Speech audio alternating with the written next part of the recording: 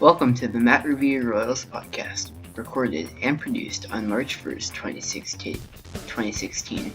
Today, I have the legend George Brett's final game at Kauffman Stadium as my flashback, a Moostacular player highlight, and all the Royals news from the last 2 weeks. Sorry about the lack of Royals news last week, but I was recording that at 6 o'clock on Wednesday, and I finally decided to get that out on Thursday.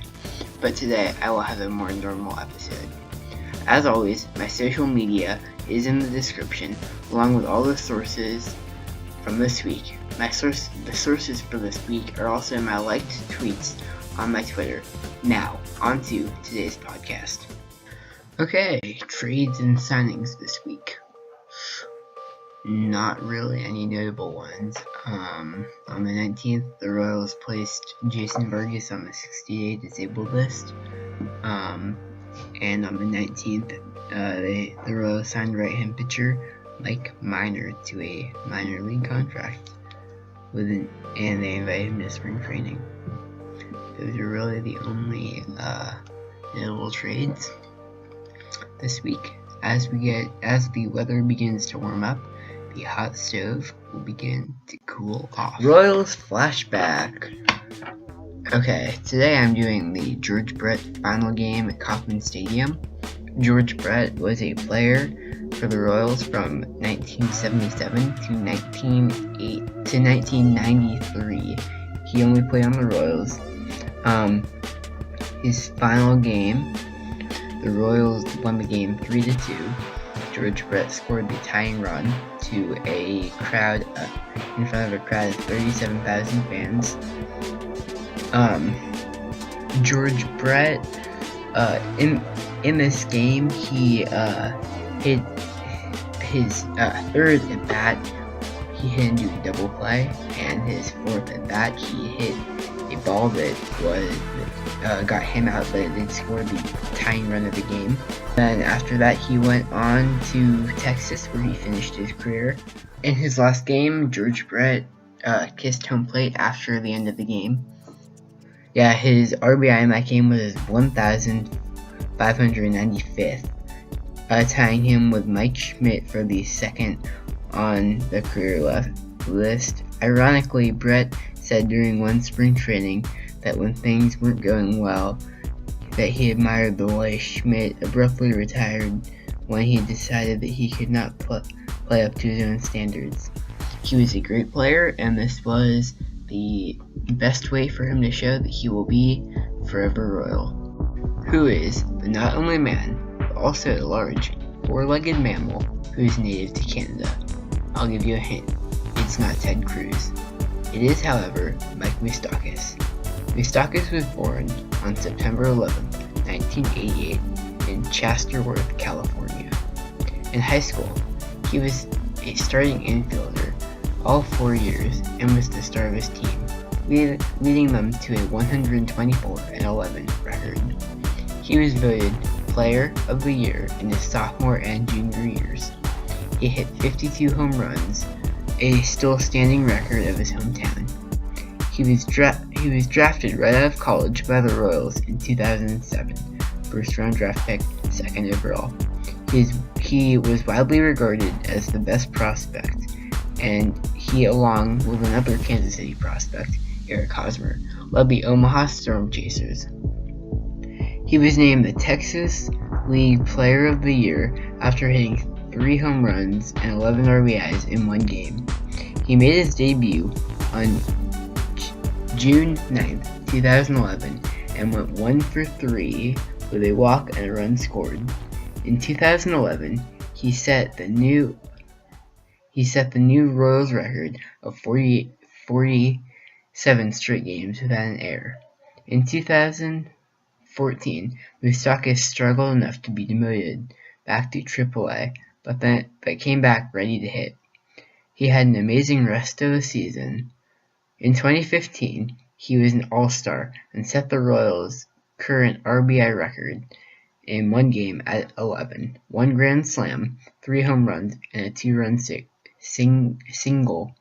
He passed George Brett's old record.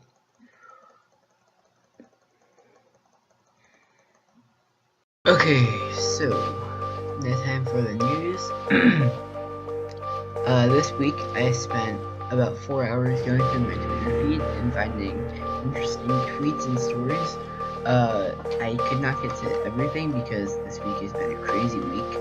My first article story is about who needs to improve. I think this was Royals review, or this might have just been my own knowledge. Yeah. Okay, so the Royals are always looking for improvement from Omar Infante, Christian Clone, Mike Moustakas, Lorenzo Cain, Gerard Dyson, Alex Horn, and lots of the pitching staff. Kansas City is known for having an outstanding defense, and all of the players I just named are outstanding defenders, but some are only on the team for their defense. Second base. Moustakas spent time in the minors because of his offense and came back and did much better in the second half of 2014. Cain could be a 310 hitter, and we just don't know about Dyson. Gordon is in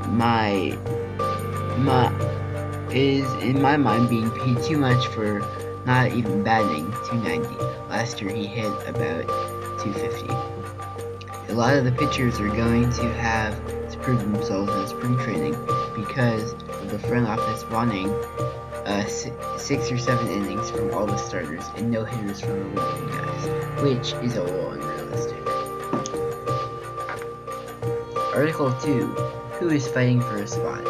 I tweeted at Jeffrey Flanagan to ask him about about what he thought the pitching staff would be in 2016. He responded with a 5-man rotation of the big 3, meaning Volquez, Vargas, and Kennedy. And the last 2 spots would be down to Young, Medlin, and Duffy. That is one area that will be worked out in spring training. Also, second base is up for grabs between Christian Clone and Omar Infante. Omar had a horrid year on offense last year, and Clone almost never played. But Clone was an essential member to winning the World Series. He had like one decent play that people are forgetting about. Again, that's what spring training is all about. And finally, right field. Bubba Sterling is on call if Dyson ends up being a bust, as he most likely is going to be a starter in right field for the regular season. He has never been a starting player before, still he will be interesting to watch. My next article is about Jason Vargas. In August of last season, Jason,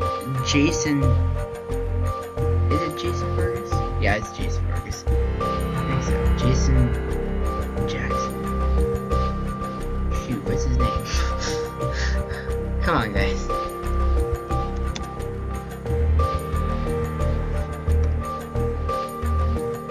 Okay, it is Jason Vargas.